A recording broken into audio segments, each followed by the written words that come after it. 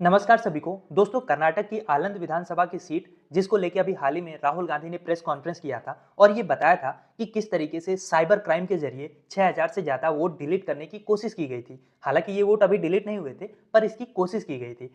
अब इसकी जांच जो सीआईडी पिछले 2 सालों से कर रही थी, जिसमें सीआईडी का आरोप ये था कि इलेक्शन कमीशन जरूरी डेटा को, जरूरी दस्तावेज को नहीं दे रहा है, जिससे ये ट्रेल नहीं हो पा रहा कि इतने सारे वोट डिलीट करने की कोशिश आखिर कर कौन रहा था। अब उसकी जांच के लिए कर्नाटक सरकार ने 3 लोगों की एसआईटी का गठन किया है, ताकि मामले की निष्पक्ष और पारदर्शी जांच हो पाए। और इस एसआईटी की बागडोर आईपीएस अधिकारी बीके सिंह के हाथों में सौंपी गई है। सिंह साहब वही अफसर हैं जिन्होंने कई सारे हाई प्रोफाइल मामलों को हैंडल किया है, फिर चाहे वो गौरी लंकेश का मर्डर केस हो या फिर सांसद प्रज्वल रविन्ना का सेक्स स्कैंडल वाला केस हो। और इसके अलावा उनके साथ टीम में सैदुल अदावत, जिन्हें कर्नाटक में साइबर कॉप कहा जाता है, और अनविता शुभ शामिल हैं।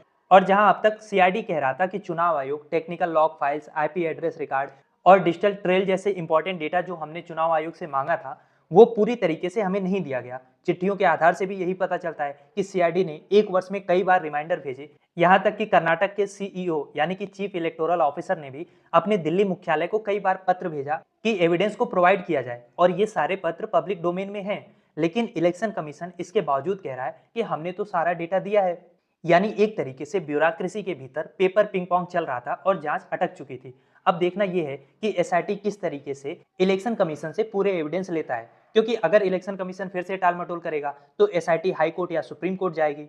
और फिर जब कोर्ट कहेगा कि वोटर रोल और उनका इंटीग्रिटी फंडामेंटल डेमोक्रेटिक राइट है, तो फिर शायद जाके इलेक्शन कमीशन को वो सबूत देने पड़े। हालांकि उसके बाद भी एसआईटी के सामने बहुत सारी कॉन्ट्राडिक्शन होगी। सबसे पहले जैसा कि मैंने बताया कि इलेक्शन कमीशन से डेटा निकालना, लॉग निकालना, आईपी एड्रेस निकालना, ये एक चुनौती है। दूसरी चुनौती होगी साइबर फॉरेंसिक ट्रेल को पहचानना, उसको ऑथेंटिकेट करना। और तीसरी सबसे बड़ी चुनौती होगी कि ये सारी जांच करते हुए पॉलिटिकल न्यूट्रलिटी को बनाए रखना, क्योंकि अक्सर एसआईटी पर यह आरोप लगता है कि वो सरकार की मंशा के हिसाब से काम करते हैं। खैर, अब देखते हैं कि एसआईटी के गठन के बाद ये जांच किस दिशा में और कितनी प्रोग्रेस कर पाती है।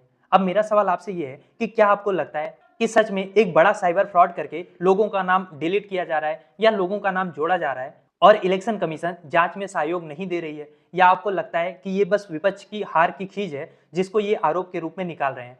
क्या सोचते हैं आप इस बारे में? लिखिए अपनी राय कमेंट बॉक्स में, और इस टॉपिक का कंप्लीट वीडियो आप डायरेक्टली चैनल पे भी जाके देख सकते हैं।